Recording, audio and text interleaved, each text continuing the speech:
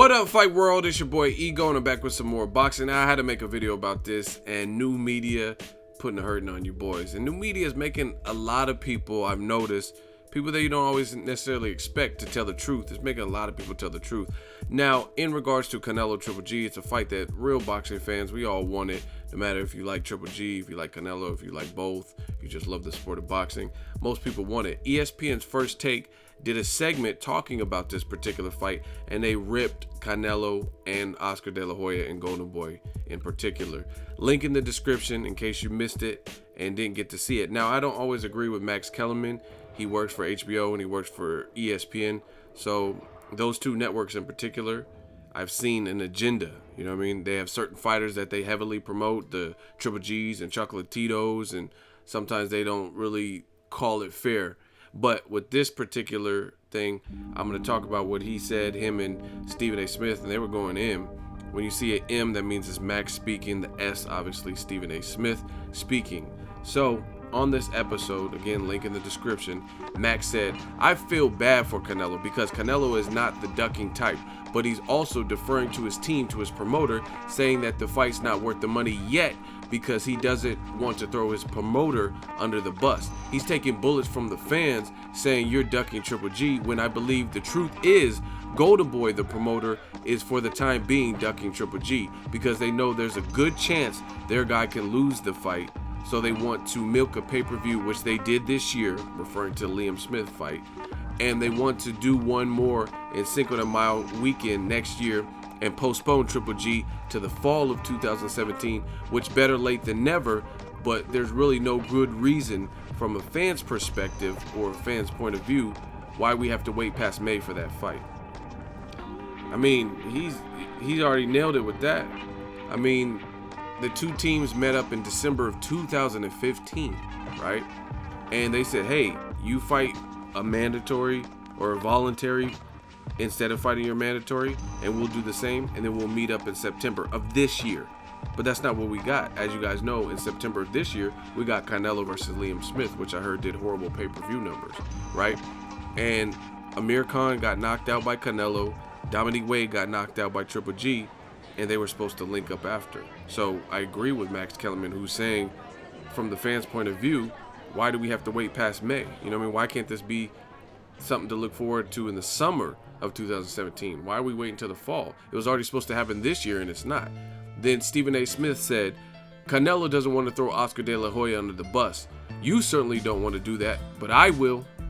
It's all on Oscar. And I say this respectfully, this is just an opinion. It's not reporting or anything other than the fact that I did speak to Triple G face-to-face months ago, and he talked to me about how Canelo's side was ducking him. I can quote him on that because he said it on my radio show, but when it comes to Oscar De La Hoya, who I respect, he gave you the impression that the fans would never be cheated because he was about the business of giving the fans the fights they wanted to see. And now that he's got Canelo Alvarez, which is his cash cow, suddenly he's adopted the mentality of the people he's decried in the past. Oscar De La Hoya would have had Canelo avoid Triple G, and he was saying how basically Canelo summoned Triple G into the ring after he knocked out Amir Khan. He said the undersized glass jaw of Amir Khan. Those are his words. He said calling Triple G into the ring, talking about we Mexican, we don't mess around. So Stephen A. Smith, these guys are on fire with this particular segment. You did all of this talking, the we don't mess around and this and that after you knocked out Amir Khan, and there's nothing to show for it. There's no definitive action, and then you end up vacating your belt and stuff like that. But what I like is Stephen A. Smith, he really blasted De La Hoya. He says, I respect him, but he gave you the impression that the fans would never be cheated because he was about the business of giving the fans the fights they wanted to see. And he's not doing that with this cash cow.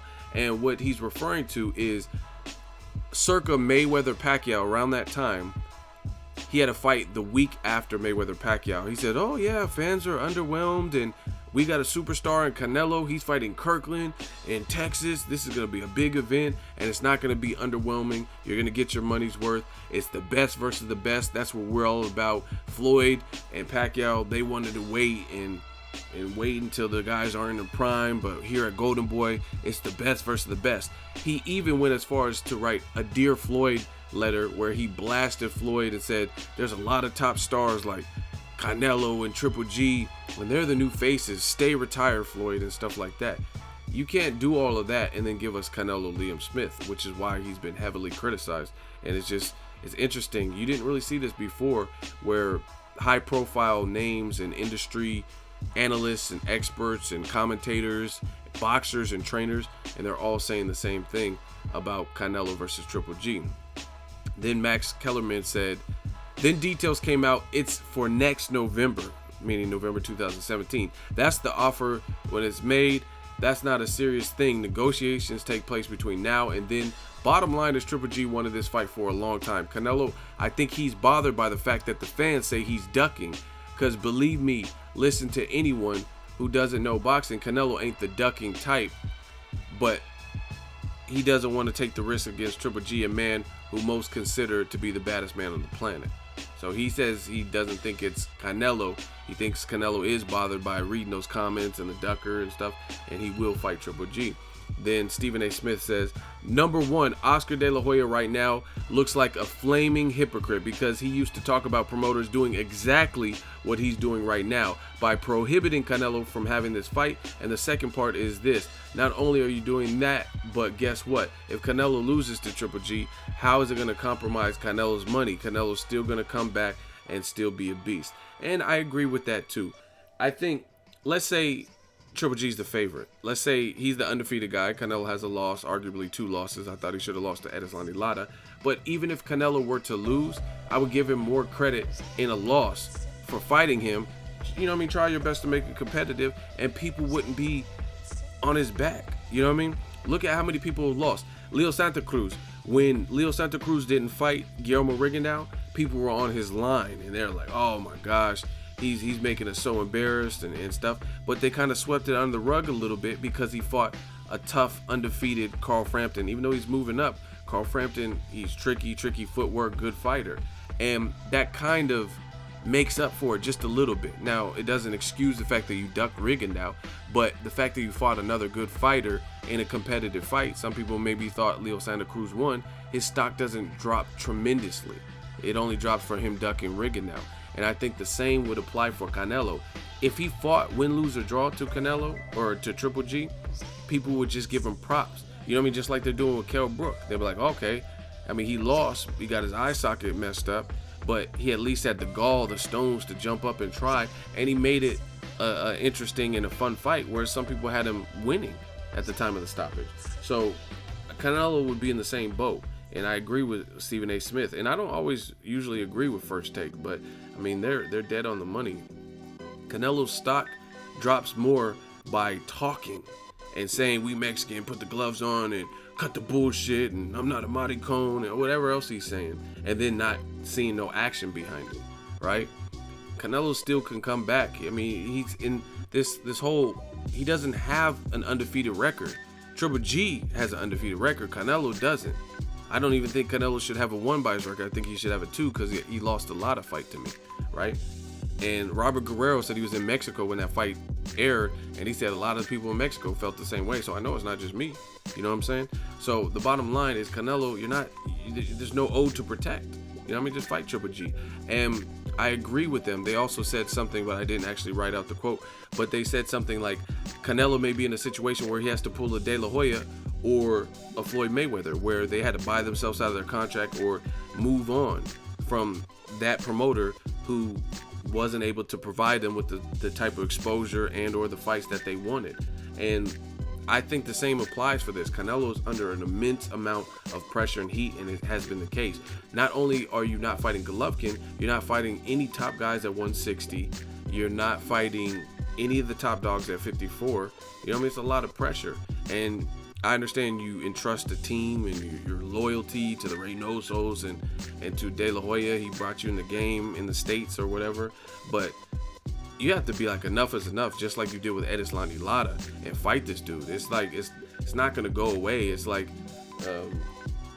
a movie, like where there's a scary, like a boogeyman or Candyman or something. Because you close your eyes doesn't mean that scary figure, or that T-Rex, if it's Jurassic Park, is gonna just disappear because your eyes are closed. I mean, you're in the Jeep in Jurassic Park, and he's still looking in the car. You know what I mean? Just because you close your eyes doesn't mean he's not there anymore. So I feel like I related to this episode of the First Take, because what they're saying, a lot is true. And it's funny because ESPN and HBO, namely, they're putting a lot of emphasis into Triple G. And the funny thing is, as time goes on, I think Canelo can do pretty good against Triple G. I don't even know if he might be able to beat him. I would still lean towards Triple G, but that's why I want to see it, because Canelo, he's getting sweet in there, and he's learning on the job and stuff. But you can't allow your career. I've never even really recalled a fighter taking this much backlash. Like even in Leo Santa Cruz versus the Rigondeaux situation, he got a lot of heat from that because his dad was saying, "Oh, we don't want to fight him. He's boring," and fans ripped him. But I think it's even tenfold for Canelo because he's a bigger star. More people know Canelo, and he's the one that was deemed as the future successor to Mayweather and Pacquiao. He was the young gun that had the clout and the star power. So it's like all eyes on you. And I mean, after that Kell Brook performance, I would, if I was Canelo, minus the thumb situation, I'd be in a rush to be like, make the fight, man, make the fight. Now, I do think there is some blame, and I made a video, I'm not taking that back. I do think there is some blame on Triple G, more so than many people thought, and that's dealing with the money situation. Maybe you have to take the flat rate. You know what I mean? You're not going to be able to have everything your way. Canelo is the A side, right? So Triple G, maybe he has to take that percentage of the pay-per-view proceeds and that flat rate. He's not really in a position of leverage. He already has the WBC belt.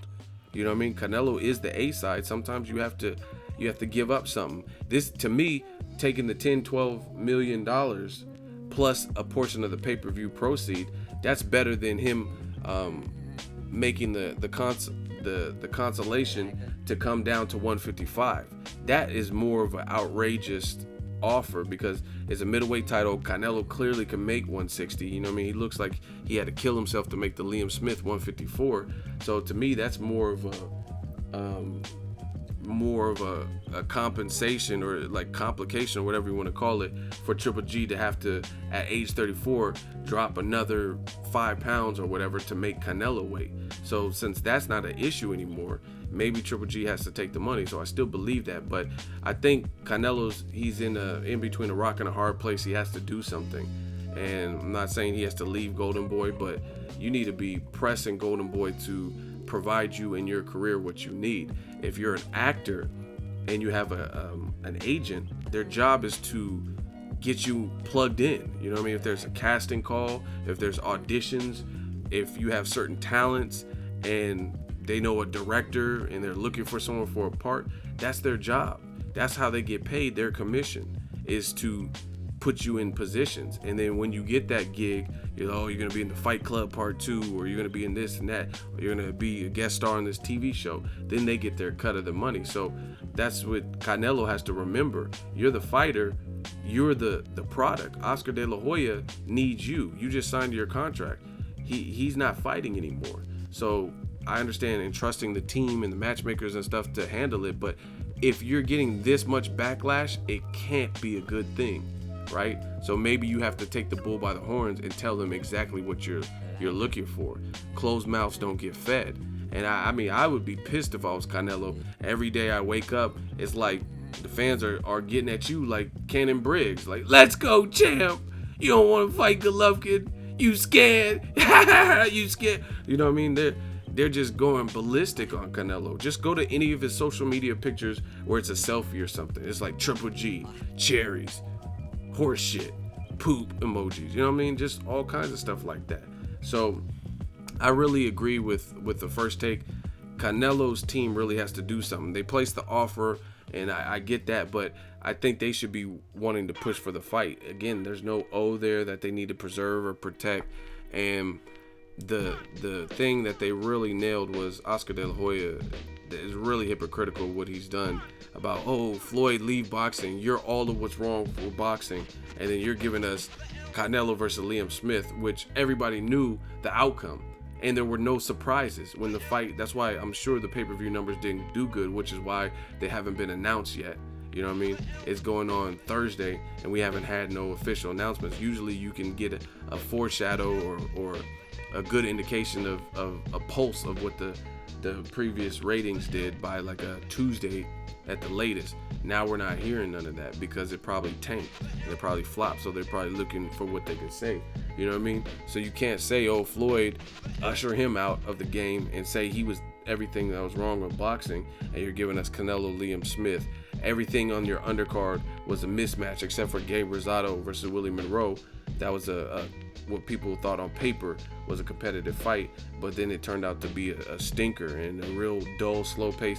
Just type in Gabe Rosado, Willie Monroe results in Google and tell me the title. I've seen them on USA Today. It's not just me. A lot of people thought the fight was dull. Go look at people's articles. I read titles of articles, and it was like disappointing, boring fight. Willie Monroe wins a boring 12 round. Like, it wasn't good. The feedback wasn't good. Then the Diego De La Hoya and the Jojo Diaz. I mean, when are they gonna step up with better competition? Those divisions in the light 122 and above have some pretty good competition. You know what I mean? So you can't say Floyd was the problem and then you're giving us less than Floyd, because Berto's at least a 2-time champion, right? Was Cancio and Orlando De Valle. Didn't he get stopped by? See, I know my boxing. I'm pretty sure he got stopped by Vic Darchinyan, who later got knocked out by pretty much everybody. Donaire in a rematch, Nicholas Walters, Jesus Cuellar. You know what I'm saying? But he still had enough in him to beat De Valle, and that's who you're putting your prospect in there with. You know what I mean? David Lemieux, he's fighting a guy with multiple losses that I've never even heard of, instead of Curtis Stevens. So you can't. Golden Boy, they got to start with their stable. They got to start taking some risks and putting on some bigger events, because between Top Rank, they're signing guys like Michael Connelly, and they got a ton of talent, like talented Terrence Crawford and Vasyl Lomachenko. To me, they look hard to beat. They look very hard to beat, even though Lomachenko has one loss. I wouldn't pick Salido to beat him in a rematch. You know what I mean? Canelo, he's a great fighter, but he's been beat. So there is a blueprint on how to beat him, and I could see him, if he fights the right competition, there's some very difficult fights for him, 154 and 160. So unless you like tiptoe and try to conveniently pick weakest links and stuff, those are all fights. I mean, on any given night, he might lose some of the fights. You know what I mean? Andrade and Lada rematch, he might lose. Triple G, all those fights. So Golden Boy got to do something. It is mighty hypocritical. That's my thoughts on it. I think Triple G, they need to be realistic with their offers, counter offers, see how it goes. And, I'm just trying to see this fight, man. That's what it really boils down to at the end of the day. But ESPN First Take did a great job kind of covering it. I think Max a little bit more than Stephen A. Smith. He tried to take Canelo out of the equation more and pitting on the promoter, and that's what he did post-fight when he was kind of drilling Canelo in the post-fight interview. But you can't excuse Canelo from it at this point, because this has been carrying on since at least December 2015, and he's not fighting for the rest of the year. We're gonna have to wait damn near a whole nother year to maybe see this fight. So at that point, Canelo, like I said, he got to take the bull by the horns and decide what he wants for his career. You know what I mean? Because at first, okay, maybe you can blame his handlers, but he jumped up when Lara jumped on stage and embarrassed him after his win, I think, over Angulo, right? And he tried to upstage him. Canelo got pissed, and he says, De La Hoya is on record on All Access or whatever show saying, I didn't want to make that fight. I thought that was a very dangerous fight for Canelo. It was a tricky fight after the Mayweather loss. I didn't want to. And he said, Canelo came up to me and he was like, F that. You make this fight. I'm sick of the bullshit. Cut the bullshit. We Mexican. We don't fuck around. Whatever Canelo told him. And then the fight was made and people gave Canelo credit. So if he did the same thing with Triple G, just demand it, then people will give him credit, win, lose, or draw. That's what it is. Let me know what you guys think. Drop it in the comment section. Make sure you like my video as always. Hate, comment, and subscribe. Till next video, it's Ego signing off.